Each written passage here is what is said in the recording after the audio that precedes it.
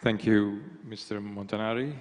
As Jody mentioned, the journalistic community knows that in the Commissioner's office they have a strong ally.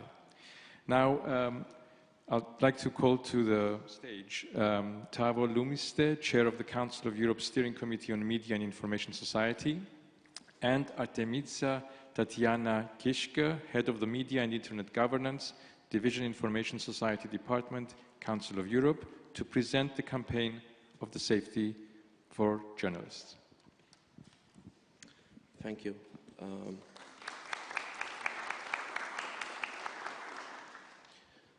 Honored Minister, Chair of the Committee of Ministers, Latvian organizers, I'm really honored to take part here in this high-level event and to be amongst those participating in the launch of the Council of Europe campaign for the safety of journalists.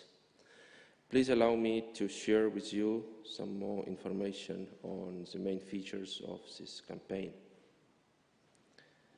The very idea of the campaign comes from the necessity to fight the climate of pressure and violence against journalists, as it has been confirmed by consecutive reports produced by the Council of Europe, as well as by several other thematic stakeholder organizations, academia, and journalistic associations, for example. The last annual report of the Council of Europe platform to promote the protection of journalism and safety of journalists said about the past year that it was indeed a year defined by the Russian war of aggression against Ukraine, but it also pointed out in more general terms that a continued degradation of press freedom across the continent was there. The Council of Europe has developed a solid arsenal of standard-setting instruments, guidance and practical tools for those actively working in the protection of journalistic work. Also crucial, making the standards available is not sufficient if their adoption is not backed up by effective implementation. Ensuring that domestic legal and policy frameworks are equipped with the necessary guarantees as laid down in the Council of Europe 2016 recommendation, and coupled with effective implementation measures, those are the keys for a significant and lasting improvement of the conditions available to journalists to perform their duties freely and safely. This will be one of our main lines of action during the campaign, around the 4 pillars also identified by the 2016 recommendation as the core areas of comprehensive policy in the field. Those are prevention, protection, prosecution, and promotion and awareness raising. We will also need to better strategize when it comes to gender-related risks faced by journalists. As it has been amply documented, female journalists are particularly exposed to risks of intimidation and harassment. Also, the campaign is expected to tackle the threats and attacks that take place both offline and online. Ladies and gentlemen, platforms today play a prominent role in the information and communication landscape for our societies, and they can implement human rights-based content moderation policies to combat harmful content and disinformation.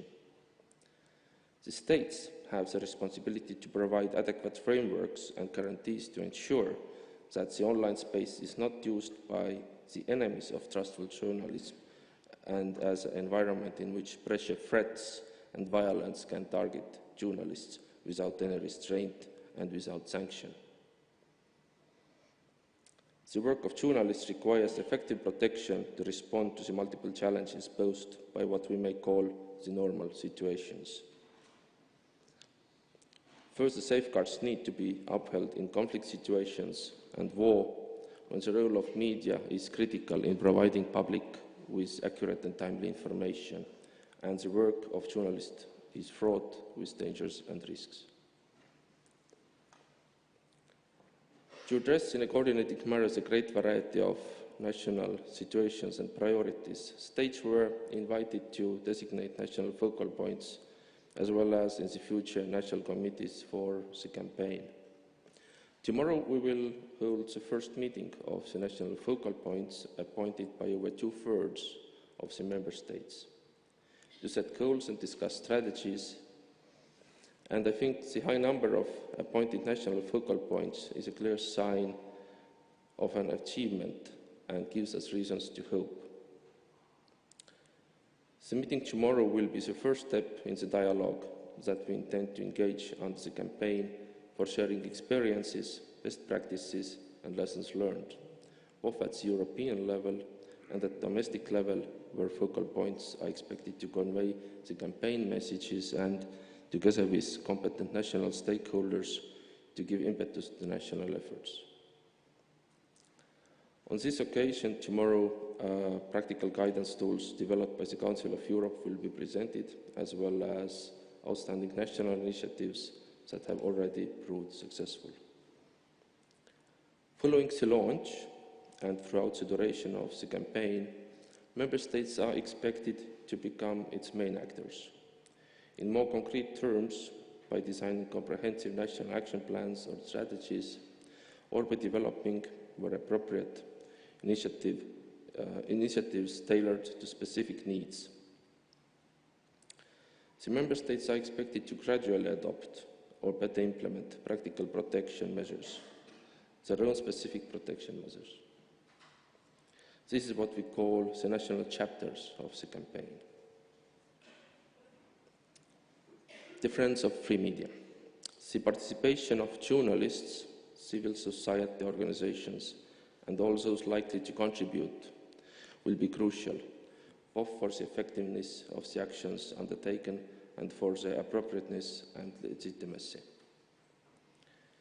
Council of Europe is a global beacon in this domain.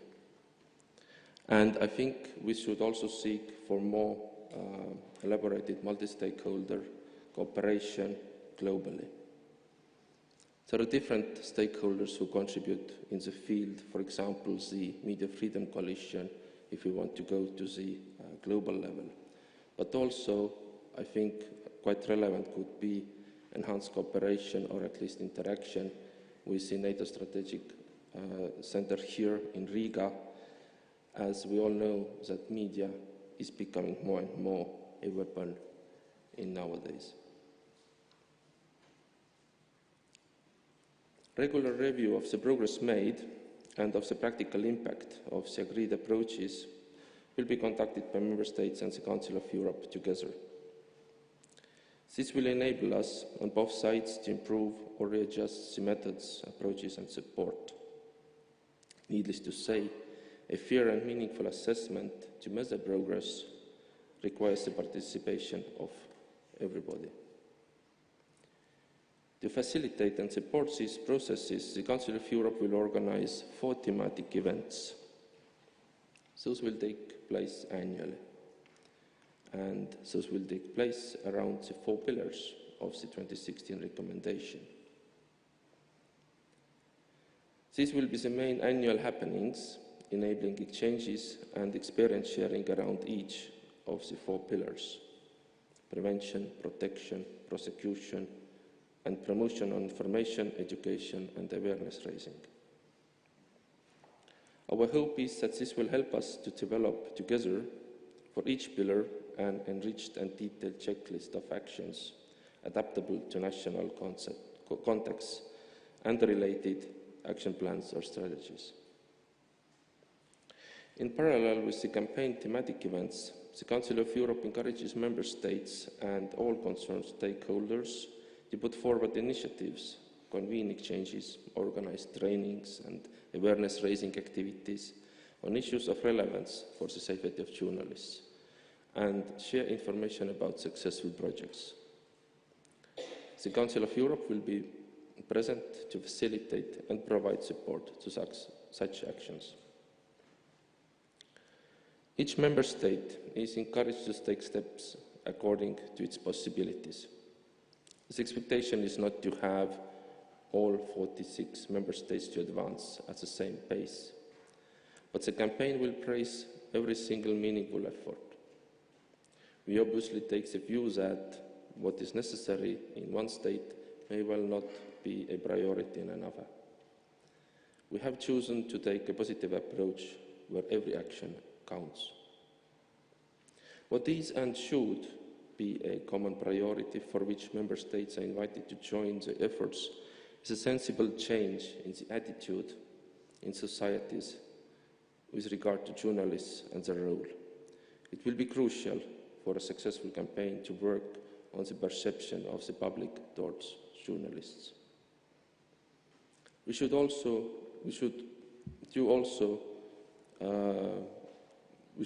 have a closer look on younger generations as well as elderly people, raising awareness on the very core message of the campaign, Journalists Matter.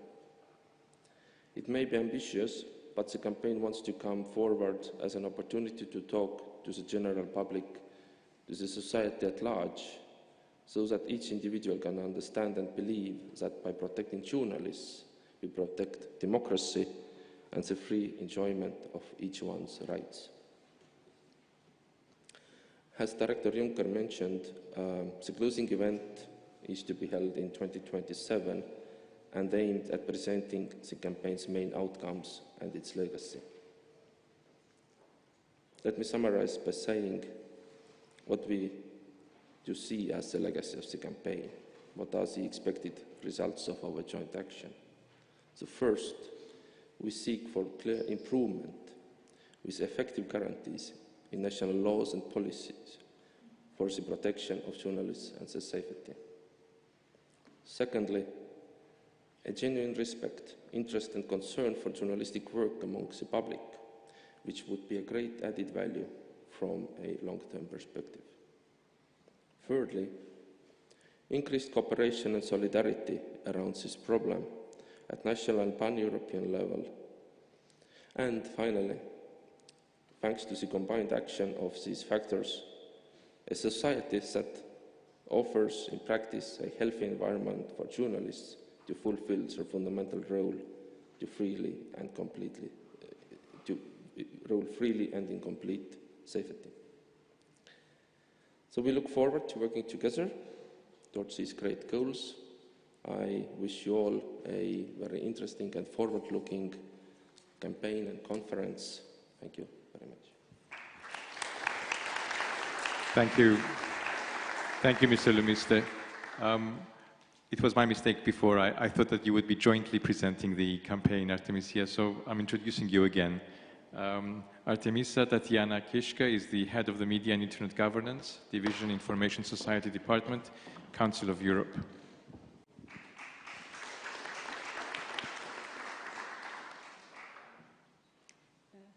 Thank you, dear Chair, dear ministers, dear ambassadors, dear colleagues.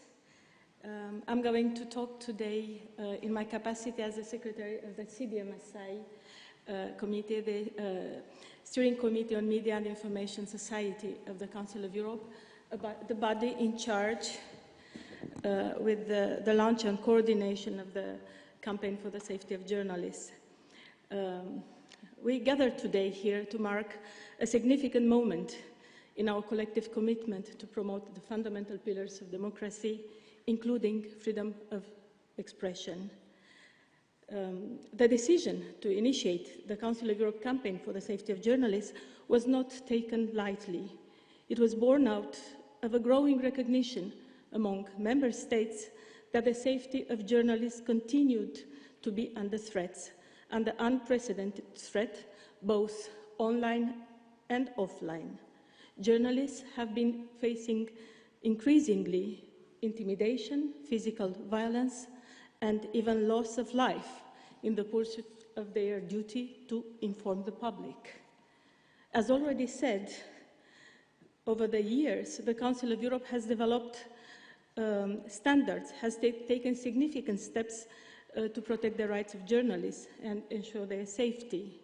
Standard setting work and guidance to member states and to all those involved in this work is at the core of the activity of the organization and particularly of our intergovernmental committee, the CDMSI. This commitment was reinforced at the highest level at the Conference of Ministers responsible for Media and Information Society in 2021. Ministers recognized on that occasion the urgency of addressing threats to journalist safety, and they called upon the Council of Europe and its member states to lead a comprehensive campaign dedicated to this cause. The CDMSI, as the body with expertise in media and information society issues, was uniquely positioned to take on this challenge. And we are here today ready to launch the campaign. The Steering Committee on Media Information Society is a key structure within the Council of Europe, responsible for addressing the complex challenges that arise in contemporary world in the intersection of media, information society, and human rights. It serves as a forum for member states' representatives to collaborate, exchange expertise, and develop policy recommendations in this area. It plays a pivotal role in advancing the Council of Europe mission to protect and promote human rights, democracy, and the rule of law. It recognizes that in the digital age, media and information societies issues have profound implications for freedom of expression, for access to information, and the overall health of democratic societies. Among the activities under the CDMSI's and its expert committee's mandate, currently there is ongoing work, as it was already mentioned, on a future Council of Europe recommendation on strategic lawsuits against public participation, SLAPs, of clear relevance for our discussions during the 2 days here. As are the future guidance on the role, on the use of digital tools, including artificial intelligence applications for journalism and by journalists, and the current work on good practices for sustainable media financing. Moreover, one of our expert committees has just finalized a guidance note on countering disinformation and misinformation in the online environment through fact-checking, platform design, and user empowerment. The document is going to be presented to the CDMSI end of November for final adoption. In the forthcoming years, our committee is expected, under the next mandate, to explore and provide guidance on online safety for users as well as for content producers, including journalists and other media actors, as well as to examine the implications of new AI technologies, in particular AI-generated content, on freedom of expression. We are also expected to develop and to continue our work on key developments such as disinformation and misinformation, including information operations by foreign governments, and the role and the implications of new technologies in such processes, as well as ways to address such developments with a particular focus on, as I said earlier, user empowerment. Media and information literacy activities for users of all ages and categories. Why intergovernmental work is relevant for the topic we are going to discuss during the 2 days? Of course, there are several reasons why intergovernmental collaboration is crucial, and particularly during the forthcoming campaign, where the main actors are expected to be member states and their activities at national level under what we call the national chapters of the campaign. First, sharing best practices. Member states can share their experiences and best practices in protecting journalists and upholding freedom of expression. This sharing of knowledge and fruitful experience is vital in identifying useful strategies and effective strategies The Council of Europe has already organized activities, exchanges in this sense, and has invited for the discussion tomorrow, for the first discussion with focal points appointed under the campaign, representatives of already existing national initiatives that have proved fruitful. Then a platform for exchange on progress.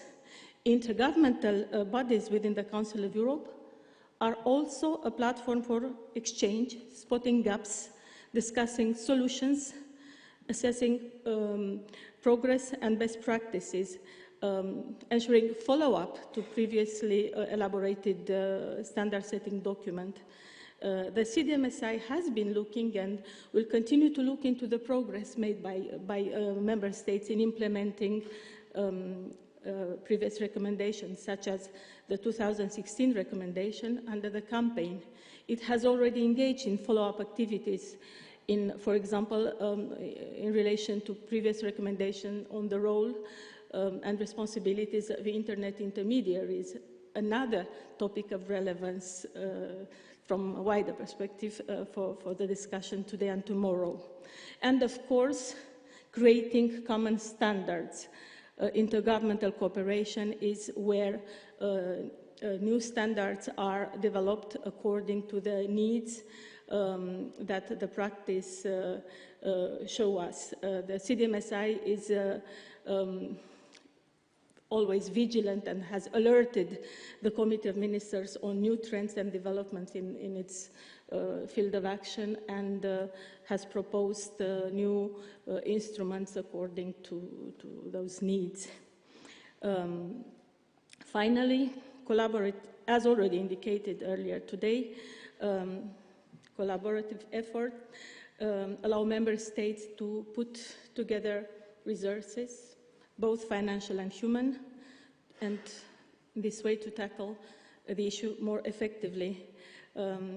It has already said that this campaign that we are launching today is open for voluntary contribution. We already have a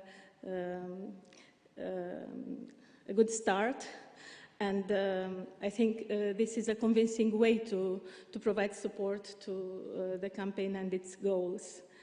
I will stop here, and I will thank you for your attention and wish you a good conference. Thank you.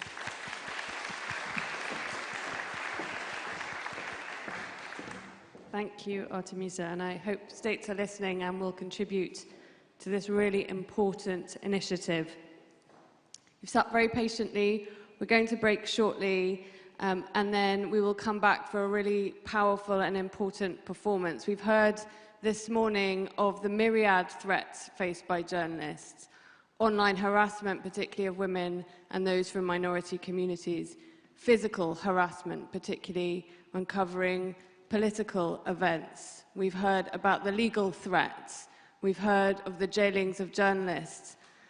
And of course, there is the most egregious way of silencing a journalist, and that is the murder of journalists. And unfortunately, we at the Committee to Protect Journalists are seeing an increasing number of journalists targeted for their work.